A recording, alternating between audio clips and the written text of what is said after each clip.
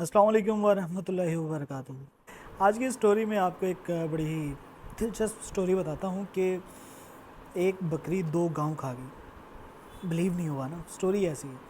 एक बादशाह था, वो शिकार पे निकला और अपने सिपाहियों के साथ, तो इसने एक हिरन का पीछा करना शुरू कर दिया। हिरन ज़ख्मी थी, वो बहुत आगे निकल गया और दोपहर का टाइम हो गया और वो अपने जो लश्कर से वो बिछड़ गया। अब बादशाह को बड़ी प्यास लगी, आसपास कुछ है नहीं, तो वो घूमता घूमता एक चरवाहे के पास जा चला, जो बकरियां चराते हैं चरवाहा। तो उसके पास जाके बैठा, उससे पूछा भाई पानी वानी है आपके पास? तो उसने बताया जी पानी जो लाया था वो ख़त्म हो गया है। हाँ, ये बकरियां हैं, इनसे आप दूध दो लें और दूध पी लें, आप प्यास बुझा लें।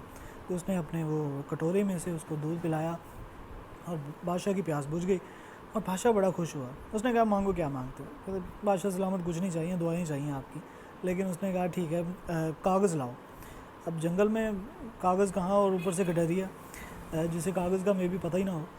तो खैर उसने एक पत्ता दिया, उस पर पत्ते पे अपने खंजर से लिख दिया कि भाई दो गांव तुम्हारे हैं, यानी कि दो रियासतें। उस दौर में बादशाह के पास काफ़ी सारी रियासतें होती थी, तो बादशाह को जब किसी से खुश होता था तो उसको रियासत इनाम में दे देता था। खैर ये पुराने वक्तों की स्टोरी है। तो उसने लिख के दे दिया पत्ता, ये पत्ता लेके तुमने ना, बादशाह ने उसको कहा कि जुमे वाले दिन आ जाना हमारे दरबार में, और ये पत्ता दिखाओगे तो तुम्हें अंदर आने देंगे और तुम्हें दो रियासतें दे देंगे। गडेरिया बड़ा खुश हुआ, खुश हो के चुप करके सो गया। अब तो जी गडेरिया चुपचाप सो गया और उसकी जो बकरियां थी वो चरते चरते चरते उसने जो पत्ता अपने तकिए के नीचे से वो पत्ता निकाला और खा गई। अब गडेरिया उठा और उसको टीन डब्बे की आवाज़ सुनाई दी। दोबारा से इधर से कर लेता हूँ। तो गडेरिया उठा, उसने देखा कि उसका पत्ता गायब है, वो बकरी खा रही है। तो उसने ज़ोर ज़ोर से चलाना शुरू कर दिया कि यार ये बकरी जो है वो मेरे दो गांव खा गई हैं, दो सल्तनतें खा गई। तो पहुंच गया दरबार में कि बादशाह के सामने, बादशाह सलामत को बताया कि ऐसा वाक़या मेरे साथ हुआ है। तो वो जब दरबार में पहुंचा तो उसके सिपाहियों ने एंटर ही नहीं होने दिया, क्योंकि उसके पास कोई सबूत नहीं था कि बादशाह ने उसको दो रियासतें दी थी। तो वो एक जामिया मस्जिद में चला गया, वहाँ पे मौलवी साहब कह रहे थे जो मांगो मिलेगा, आ जाओ दुआ मांगते हैं। तो सब दुआएं मांग रहे थे, किसी को कुछ चाहिए था, किसी को ज़मीन चाहिए थी, किसी को सेहत चाहिए थी। उसने कहा बादशाह सलाम, मैं जब भी अल्लाह से मांगूंगा तो मुझे चाहिए छप्पड़ फाड़ के दे, मैं इससे कम लूँगा नहीं, मतलब थोड़ा बहुत मुझे नहीं चाहिए, मुझे जब भी चाहिए छप्पड़ फाड़ के चाहिए। तो उसका तवक्ल बड़ा स्ट्रॉन्ग था। खैर उसके साथ तो किस्मत ने अजीब सा एक अनहोनी सी कर दी थी। वो वापस चला गया अपने गांव में। वो चीखता चलाता शोर मचाता हुआ अपने गांव में वापस आ जाता है और एक पुराने पेड़ के दरख्त के ऊपर बैठ जाता है। तो रात को क्या होता है कि डाकू गांव लूटने के लिए डाकू का एक पूरा ग्रोह आता है। वो बैठ के प्लानिंग करते हैं कि किस तरह हमने गांव को लूटना है। वो ऊपर बैठा उनको सुन रहा होता है कि इनकी प्लानिंग क्या है। तो ऊपर से आवाज़ देता है कि ये गांव तो एक गरीब सा लोगों का गांव है, लेकिन इसको लूटने से आपको कोई फ़ायदा नहीं होगा। वो ऊपर बैठ के उनकी प्लानिंग सुनता है और ऊपर से आवाज़ देता है कि ये गांव तो गरीबों का गांव है, यहाँ पे तो पैसे वैसे तो हैं नहीं लोगों के। आप ऐसा करो, इस दरख्त के नीचे जो है ख़जाना दफन है, इसको खोदो, इसमें से अपना ख़जाना लो और वापस चला जाओ। वो डाकू बड़े हैरान होते हैं। वो आवाज़ सुन के समझते हैं कि इन्हें कोई जो जिन वगैरह है वो गाइड कर रहा है ख़जाने के बारे में। तो वैसे ही करते हैं, वो खोदना शुरू कर देते हैं। तो उन्हें अंदर से दो जो देश के होते हैं, देश के जिसमें हम खाना बनाते हैं, वो निकल आते हैं। वो जैसे ही उसको निकाल देते, उसमें से सांप और बिच्छू होते हैं, उनको डसना शुरू करते हैं, वो भाग जाते हैं सारा कुछ।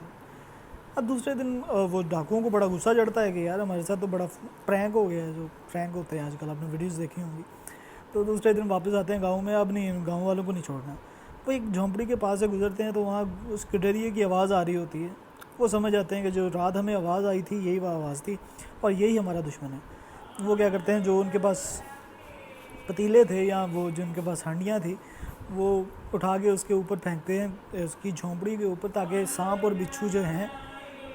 वो डाकू क्या करते हैं, वो जो अपने साथ लेके आए होते हैं, वही वाला जो देश के जिसमें सांप और बिच्छू होते हैं, वो फेंक देते हैं उसकी झोंपड़ी के ऊपर, ताकि उसको बिच्छू और सांप लड़ें और उसका जो उसको जो सज़ा देनी है वो दे दें। तो होता क्या है, जो उनके पास देश के होते हैं या जो चीज़ होती है, उसके नीचे शर्फियाँ और सोने के सिक्के होते हैं, ऊपर वो सांप और बिच्छू होते हैं।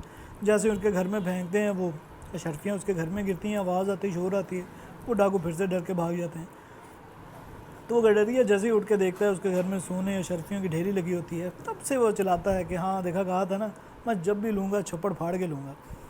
اس سٹوری سے ہمیں دو سبق ملتے ہیں۔